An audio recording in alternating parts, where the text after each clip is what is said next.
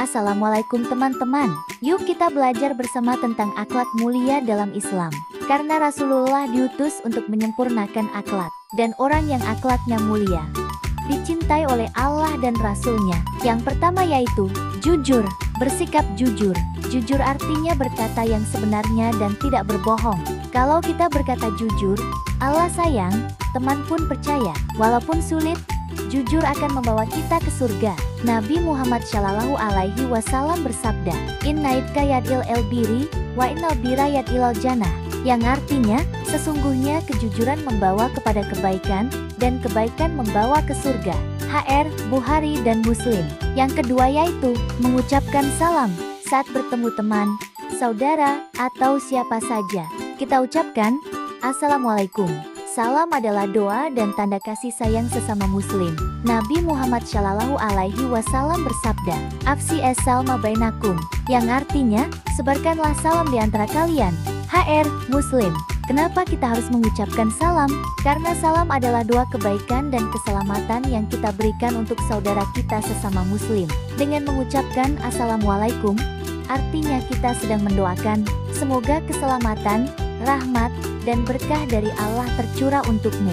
Salam juga membuat hubungan antar sesama menjadi hangat dan penuh kasih sayang. Apa keutamaannya? Rasulullah bersabda, Afsi es-salma bainakum, sebarkanlah salam di antara kalian. HR, Muslim. Dalam hadis lain, Rasulullah bersabda, kalian tidak akan masuk surga sampai kalian beriman. Dan kalian tidak akan beriman sampai kalian saling mencintai.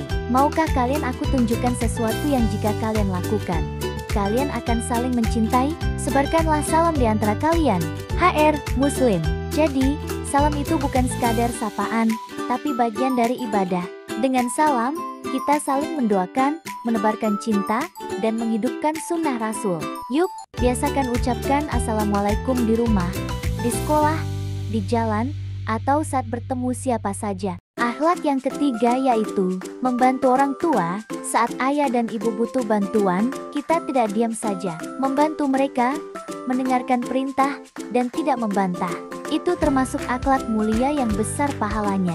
Nabi Muhammad Shallallahu Alaihi Wasallam bersabda, Eri el-hif erial welidi, keridhaan Allah tergantung pada keridhaan orang tua. HR, Tirmidzi. Kenapa kita harus membantu orang tua? Karena merekalah yang paling berjasa dalam hidup kita. Dari kita belum bisa apa-apa, yang memandikan kita, menyuapi, meninabobokan, dan menjaga dengan penuh cinta adalah ayah dan ibu kita. Mereka rela begadang saat kita sakit. Mereka bekerja keras siang malam, supaya kita bisa makan, sekolah, dan bahagia. Setiap tetes keringat orang tua adalah bukti cinta yang tak terhitung. Maka sudah seharusnya, sebagai anak, kita membalasnya.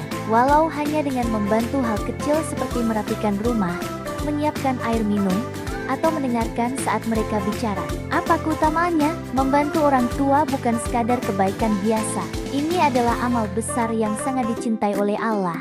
Rasulullah bersabda, Eri el-hif eri al-welidi, wasahaul hif sahail welidi. Yang artinya, keridhaan Allah tergantung pada keridhaan orang tua, dan kemurkaan Allah tergantung pada kemurkaan orang tua. HR, Tirmidzi. Artinya, kalau kita membuat orang tua senang, maka Allah juga akan senang dengan kita. Tapi kalau kita menyakiti mereka, membantah, atau malas membantu, maka Allah pun bisa murka. Naudzubillah.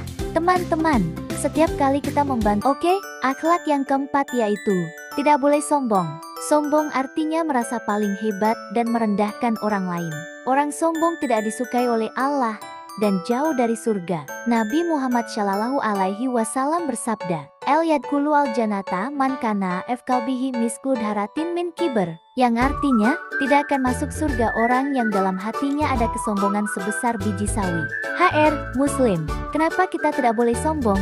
Sombong adalah sikap merasa lebih hebat, lebih pintar, atau lebih baik dari orang lain. Kadang muncul tanpa sadar saat kita punya barang baru, lebih pintar dari teman, atau merasa paling benar. Padahal, semua yang kita punya adalah pemberian dari Allah. Ilmu kita, kekuatan kita, harta kita semuanya titipan. Kita tidak punya alasan untuk menyombongkan diri. Nabi Muhammad, walaupun beliau manusia paling mulia dan pemimpin umat Islam, tetap bersikap rendah hati, suka menolong, dan tidak pernah merendahkan orang lain. Itulah teladan kita. Sombong juga membuat kita dijauhi orang lain. Tidak ada yang suka dengan orang yang suka pamer atau meremehkan teman. Apa akibatnya jika sombong?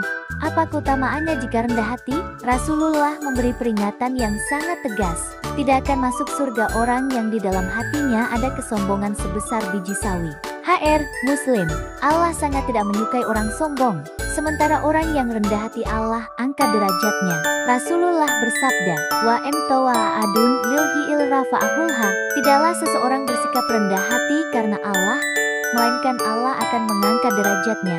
HR Muslim. Teman-teman, mari kita selalu ingat, kesombongan hanya akan membuat hati kita gelap dan menjauh. Akhlak yang kelima yaitu menjaga lisan.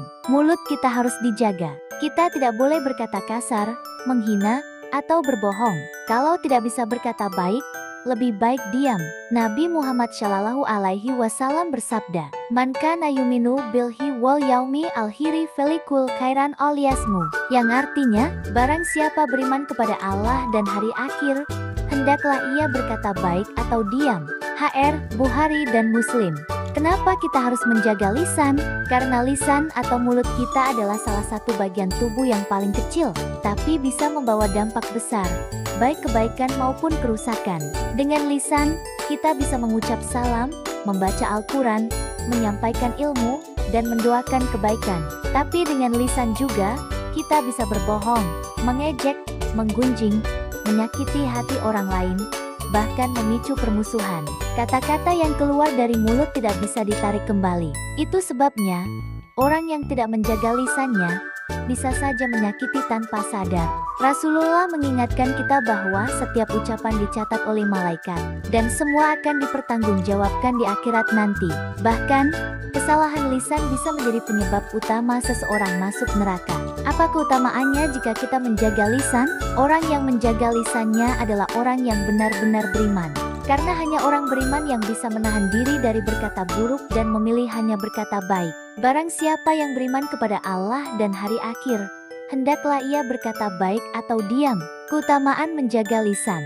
Pertama, dijauhkan dari dosa lisan seperti ghibah dan fitnah. Kedua, dicintai oleh Allah dan manusia. Ketiga, menjadi ciri orang beriman dan berakhlak mulia. Keempat, membawa ketenangan, bukan keributan. Kelima, bisa menjadi jalan ke surga. Teman-teman, lisan kita adalah amanah.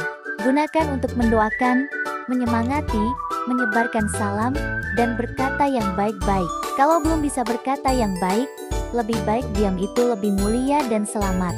Yuk, mulai sekarang kita jaga ucapan kita, karena bisa jadi satu kata baik yang kita ucapkan hari ini akan menjadi pahala yang mengalir terus sampai akhirat. Oke, kesimpulannya teman-teman yang hebat, ayo kita amalkan akhlak mulia ini setiap hari, di rumah, sekolah, dan dimanapun kita berada. Akhirnya, semoga kita menjadi anak yang salih dan salihah, dicintai oleh Allah, Rasul, orang tua, dan semua orang. Wassalamualaikum warahmatullahi wabarakatuh.